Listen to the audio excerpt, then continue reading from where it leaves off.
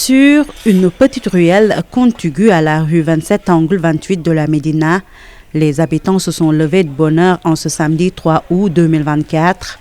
Munis de brosses, de râteaux, de bennes à ordures, de balais, ils se mettent en petits groupes pour désensabler, balayer leur quartier.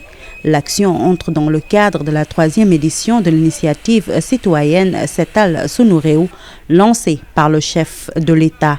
Médina répond ainsi à l'appel pour la 3e fois consécutive avec en première ligne le ministre porte-parole de la présidence de la République, Ousseynou Ly. Quand le président de la République instituait cette journée de mobilisation citoyenne, le défi ce n'était pas de commencer, mais c'est de continuer, de rester dans cette dynamique, de perpétuer cette activité sur toute l'année pour que les gens puissent vraiment prendre en charge, prendre en compte la nécessité de veiller au cadre de vie. Je pense que, étant des jeunes, étant des acteurs pour la citoyenneté, notre responsable premier, c'est de répondre à l'appel du président et d'inviter notre entourage, les jeunes, à venir nous accompagner dans cette activité-là. La Médina se veut donc cohérente en s'engageant dans la continuité. Ainsi, le ministre porte-parole salue l'engagement des populations et compte instaurer un prix afin de mieux motiver les jeunes de la Médina. Au-delà de l'activité citoyenne, il faudrait également trouver un moyen de fédérer et de motiver les gens.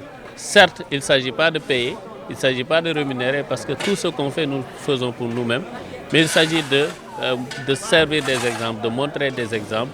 Si nous avons un quartier plus propre que d'autres, par le biais d'une mobilisation constante des habitants, je pense qu'il y a nécessité de les montrer en œuvre, voilà, de les remettre un trophée et nous allons ensemble travailler sur ça avec monsieur le préfet. Venu prêter main forte à la population de la Médina ainsi qu'au ministre porte-parole de la présidence, le sous-préfet de Dakar Plateau a également salué l'investissement humain communautaire engagé par la Médina. Toutefois, il déplore l'état des canaux d'évacuation des eaux usées qui empêchent ces ouvrages de jouer pleinement leur rôle et appelle les jeunes à y veiller. On a mis des pierres, on a mis des pneus, on a mis des barres de fer, ce qui ne constitue pas, en tout cas, ce que nous n'honorons pas. Et ce sont des actes, en tout cas criminels, que nul ne saurait accepter. Et c'est l'occasion pour moi de demander aux jeunes, nous sommes la période des vacances, que les élèves, les étudiants, les ASC puissent, en tout cas, dans une dynamique consensuelle, travailler autour des populations dans les quartiers, les côtés des quartiers, pour qu'ensemble, nous restions le pari de l'amélioration de notre cadre de vie. La 3e journée de propreté jumelée avec la journée de l'arbre est une initiative à saluer selon Ousseynou Ly, ministre porte-parole de la présidence.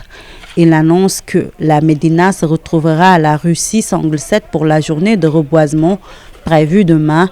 Mais en attendant, les habitants se consacrent pleinement au nettoyage des rues.